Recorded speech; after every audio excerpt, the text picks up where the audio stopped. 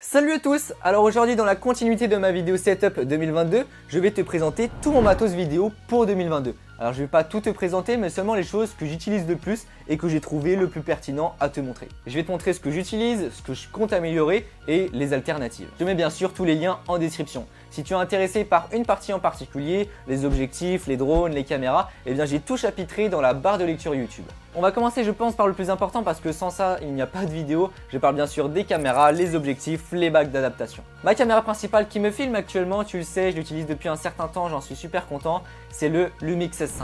J'en suis super content, c'est clairement la caméra parfaite qu'il me fallait pour continuer dans ma lancée. Et pour moi il y a quand même un gros défaut. C'est l'autofocus, on connaît Lumix. L'autofocus en soi il marche, on va pas se plaindre. Pour du fast cam ou du vlog, ça marche très bien. Mais sinon, faut pas trop lui en demander. Ça c'est pour moi le gros défaut, donc j'utilise à 80 voire même 85% du temps en manuel. Et sinon le deuxième défaut, c'est la prise HDMI, puisqu'on est sur du micro HDMI et puis à chaque fois les connectiques elles se cassent quoi. Est-ce que je vais l'upgrader? Eh bien oui et non. En soi je pourrais le garder, j'en suis super content. Mais vraiment le truc qui est chiant, c'est les objectifs et l'autofocus. Et je t'avoue que la 7 IV, c'est peut-être pour bientôt. Deuxième boîtier, il s'agit du Sony A7 III. Bon, c'est un super boîtier, on va pas en parler, il a déjà fait ses preuves. Après, en action cam, tu l'as vu, j'utilise la GoPro 10, elle est vraiment géniale pour le coup. J'utilise déjà sur mes drones FPV, c'est l'idéal. Mais également, je m'amuse à faire plein de petits time-lapse pour faire des stories pour les réseaux sociaux, c'est vraiment sympa. Sans oublier la caméra de l'iPhone, c'est vrai que les derniers smartphones ont des vraies capacités photo-vidéo et donc je m'en sers de plus en plus. Niveau bac d'adaptation, j'en ai deux. La première, c'est une Metabone EF, donc Canon, vers E, Sony.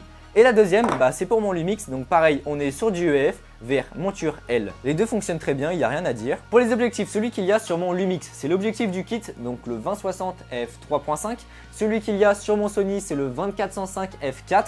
Donc de chez Sony, pour moi c'est vraiment l'objectif à avoir, c'est super polyvalent. Et ensuite tous les objectifs qui sont là, ils sont en super bon état, voire même quasi neufs pour les trois qui sont là. Et pourtant je les ai achetés d'occasion. On est tous sur du monture EF. Ici, le dernier que j'ai reçu, c'est un Canon 100 mm macro f 2.8. Pareil, c'est vraiment génial de faire des photos et de la vidéo avec en macro. On arrive vraiment à photographier des choses que l'on ne pourrait pas faire avec d'autres objectifs. Celui-ci, le plus gros, on est sur un Canon 300 mm f4.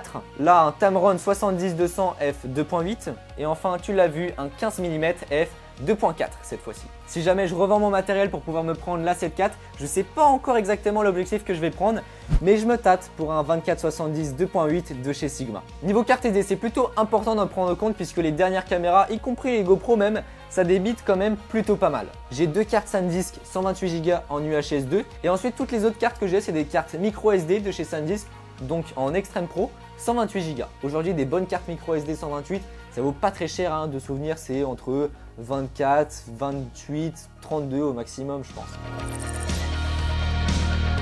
Les micros, j'en ai trois, dont deux que j'utilise réellement. Il faut bien distinguer mon micro Canon et le micro HF. On va commencer par le moins cher, environ 45 € de souvenir et c'est une référence, c'est le Rode VideoMic. C'est très simple d'utilisation et tout petit, juste tu le branches sur ta caméra et puis ça te permet d'avoir une qualité de son vraiment top. Pour du vlog ou pour débuter, ça c'est l'idéal. Le problème c'est qu'on n'a pas beaucoup de réglages et on peut très rapidement être limité et donc là il faut passer sur le Rode Video NTG. Entre temps il y a un nouveau modèle qui est sorti, c'est le mix entre le NTG et le VideoMic et d'après ce que j'ai entendu, ça a l'air d'être vraiment top. Il coûte environ 100 €. Donc celui-ci, le Rode Video NTG, on va retrouver quand même pas mal de réglages et pour moi c'est le micro parfait pour toutes les utilisations. Que tu fasses du vlog, du reportage, du fast cam comme je le fais actuellement, de l'enregistrement de voix off, il peut tout faire. Construction entièrement en aluminium, il a une autonomie de 30 heures, ce qui est énorme et de plus il est garanti 10 ans. Et enfin le Holyland l'Arc 150 qui m'enregistre actuellement, c'est un micro HF. Donc on va avoir un émetteur et un récepteur et donc entre moi et la caméra, il n'y a pas de fil. Comme tu peux voir, il y a le petit micro-cravate juste ici. Il y a quelques années, on n'avait qu'un seul émetteur et récepteur. Et bien aujourd'hui, l'avantage, c'est qu'on va avoir deux émetteurs pour un seul récepteur. C'est le cas de celui-ci, le Holyland l'Arc 150. Ça se présente dans une boîte. On va avoir deux émetteurs, un récepteur. Et comme tu peux voir, c'est tout petit. Ça se recharge dans la boîte comme des AirPods. Ça pareil, c'est l'idéal pour du reportage, du vlog, un petit peu toutes les utilisations. Tout d'abord, il va y avoir tout ce qui est rig, donc ça va être tous les bras magiques. Là actuellement, je suis en train d'en utiliser 4. toutes les clampes pour pouvoir clamper des accessoires sur une barre par exemple ou sur un bureau. Donc on va avoir tout ce qui est rotule, des poignées, des mini bras magiques, la cage pour mon Lumix S5. Juste ici, j'ai une petite clampe Manfrotto pour pouvoir mettre un smartphone ou une batterie externe par exemple. Ensuite pour la sécurité et le confort des appareils, je vais avoir des bandoulières, donc toujours de chez Small Rig. Donc là ici j'ai une bandoulière, ce qui est vraiment super pratique, je te l'avais déjà présenté, c'est qu'en fait ça vient se clipper, clac, sur le boîtier. Et j'ai également une Dragon qui pareil se clip sur la petite fixation du boîtier. Donc là je suis en train de l'utiliser par exemple pour pouvoir sécuriser le boîtier sur mon rail. Mon moniteur c'est l'Atomos Shinobi, c'est un très bon modèle, en tout cas c'est le moins cher de chez Atomos. Ça marche très bien, c'est super, c'est de la bonne cam. Maintenant si je veux passer un cap, il faudra passer sur l'Atomos Ninja 5 qui est non pas un moniteur, enfin oui il fait moniteur, mais également enregistreur externe. Le moniteur avant je l'utilisais beaucoup et en fait maintenant je contrôle directement tout sur le Mac, c'est beaucoup plus pratique. Ça me permet de contrôler les deux caméras directement avec les applications sur PC. Par exemple là j'ai un aperçu hop des deux caméras, je peux contrôler l'autofocus, les réglages, etc. Le slider, alors là on commence à arriver sur du lourd. Avant j'étais sur le Edelkrone Slider One Pro. C'était un très bon modèle mais le problème c'est que j'étais quand même pas mal limité par la taille du slider et par les possibilités. Bref, je suis passé sur le iFootage Shark Slider Nano. Il est vraiment génial, les possibilités sont extraordinaires, la qualité de fabrication est top. Ça fait à peu près 2 mois que j'utilise et franchement j'ai pas eu de problème, c'est vraiment super pratique cet écran tactile et surtout l'axe panoramique justement. Ensuite niveau stabilisation, on va commencer par le plus petit, l'Osmo Mobile 3 de chez DJI. Contre toute attente, je m'en sers quand même un petit peu en fait, surtout pour les vlogs FPV, c'est super pratique. C'est un setup qui est très minimaliste, simple à mettre en place, simple à utiliser, enfin bref pour moi c'est le top pour du vlog. Et maintenant on passe à du lourd, le Ronin SE2 qui permettra donc de mettre des plus grosses caméras. Il me semble qu'on peut monter jusqu'à un setup de 3,5 kg, ce qui est vraiment pas mal. Ici je l'ai pris en bundle, donc en pack pro, ce qui va me permettre d'avoir le focus motor et également le Raveneye qui permet d'envoyer le signal vidéo en Wi-Fi. Sans compter tous les accessoires, il y a également Small Rig qui m'a envoyé tous ces accessoires pour le Ronin. En l'occurrence ici j'ai les poignées et ça permet d'avoir beaucoup plus de confort quand on a une config plutôt lourde. Enfin pour terminer avec les accessoires, c'est vraiment plutôt abordable. On va retrouver la machine à fumer, ça donne vraiment une ambiance que j'adore. Et enfin le petit studio photo pour faire les packshots. Les drones, alors tu le sais c'est un petit peu ma deuxième passion, il va y avoir 2 catégories, il y a le drone stabilisé et les drones FPV. Mon drone donc stabilisé pour de belles prises de vue, ça va être le Mavic 3, c'est le tout dernier qui est sorti de chez DJI. J'ai fait une vidéo détaillée mais bon bref c'est un monstre, de toute façon ça se voit quand on voit la taille de la caméra. Et enfin mes 2 drones FPV qui sont montés sur des frames Vega Gravity, alors ce sont des drones en HD, c'est pour ça que j'ai le petit masque numérique de chez DJI. Les drones FPV ça va te permettre de faire des prises de vue beaucoup plus immersives, j'ai fait déjà plusieurs vidéos, d'autant plus qu'il y a plein d'accessoires qui vont autour, donc je te mets tous les liens en description.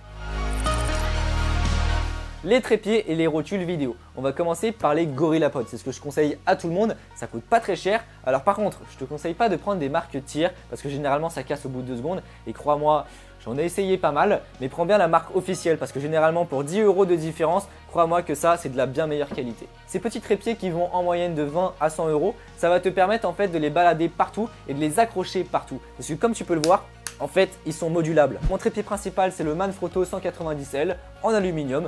Ça fait vraiment l'affaire. Et mon deuxième trépied que j'utilise quand je veux aller en extérieur pour du voyage par exemple, c'est un trépied de chez Neewer. Pour 100 € de souvenir, j'ai un trépied qui est entièrement en carbone et en aluminium. Alors c'est vrai que c'est pas du tout le meilleur des modèles, mais franchement, ça fait vraiment l'affaire. Le problème c'est que celui-ci pour mettre un slider c'est pas du tout assez rigide et mon Manfrotto 190L, c'est vrai qu'il est quand même assez grand et lourd. Après en tête vidéo, tête fluide, ici j'ai ma toute première tête, donc c'est une tête de chez Manfrotto. Elle a la particularité d'avoir des systèmes de fluidité pour régler en fonction du poids que tu vas mettre dessus. Et si tu veux que ton mouvement il soit plus ou moins rapide, et malheureusement depuis environ 7 mois, en fait je ne l'utilise plus du tout puisque j'utilise maintenant la Komodo K5 de chez iFootage. Je les remercie beaucoup de me l'avoir envoyé. C'est une tête fluide qui correspond parfaitement à mon utilisation puisqu'en fait déjà c'est une tête vidéo donc elle est fluide et surtout elle est toute en métal, c'est super robuste.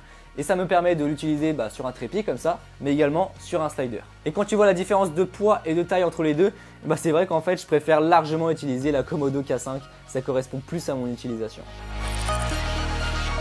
Pour le transport et protéger mon matériel, déjà on va commencer par cet accessoire, ça coûte une dizaine d'euros et puis en fait ça permet de protéger mon boîtier ou autre matériel quand je l'utilise sous la pluie. Et pour le portage, j'ai dû acheter ce sac là, je pense il y a plus de 2 ans. C'est un sac de chez Tarion et en fait je l'utilise pour tout, hein. Que ce soit pour transporter mon matériel vidéo, quand je pars en randonnée pour prendre des vêtements et du matériel vidéo ou pour faire du drone. C'est pas le meilleur sac qui existe en termes de durabilité, mais en tout cas rapport qualité-prix c'est vraiment top, hein, puisque à l'intérieur on a beaucoup de place, hein, on se rend pas compte, il y a 2 étages et puis c'est super bien conçu quoi, il y a tout ce qu'il faut. Alors après c'est vrai qu'il est un peu grand, c'est sûr que tu ne passes pas inaperçu avec ce sac là. Pour mes lights principales, ça fait plus de 2 ans que j'utilise 2 grands panneaux LED de chez Neewer. Ça vaut environ 100 € l'unité. Alors maintenant, il y a de nouveaux modèles qui sont sortis pour le même prix. Et là, pour le coup, ça fait du RGB. Et alors que moi, je fais seulement du bicolore. Et après, en RGB, je vais avoir ces 2 petits panneaux LED, ces 2 petites mignettes qui pour le coup font du RGB. C'est Laofast qui me les a envoyés, je te les avais présentés. Bon, ça coûte pas très cher, hein, c'est des petites lights sur Amazon qui coûtent 50 €. Mais bon, comme tu peux le voir, ça fait l'affaire et je m'en sers tout le temps. Pour le coup, avoir une lumière de bonne qualité, c'est super important puisque c'est ce que tu vois actuellement à l'image et en permanence. Donc c'est l'un des points sur lequel j'aimerais upgrader. Bon bah voilà, je pense qu'on a fait le tour, hein, c'est déjà pas mal. Je te mets bien sûr tous les liens en description. Si jamais tu utilises un matériel différent du mien ou que tu aimerais me recommander quelque chose, n'hésite pas, hein, dans les commentaires, c'est fait pour ça. Sur ce, si cette vidéo t'a plu, n'hésite pas à mettre un pouce bleu, à t'abonner si tu souhaites en voir plus, si tu as des questions, c'est dans les commentaires. N'hésite pas à partager cette vidéo et à me suivre sur Instagram. Et puis sur ce, on se retrouve pour une prochaine vidéo. Allez, salut! Salut à tous! Comme cette session, mon montage principal, c'est David chez les hommes. De la retouche photo, je te l'ai dit il y a un peu plus d'un an, j'utilise Luminar AI. C'est un logiciel qui a fait beaucoup de bruit, car il est très simple.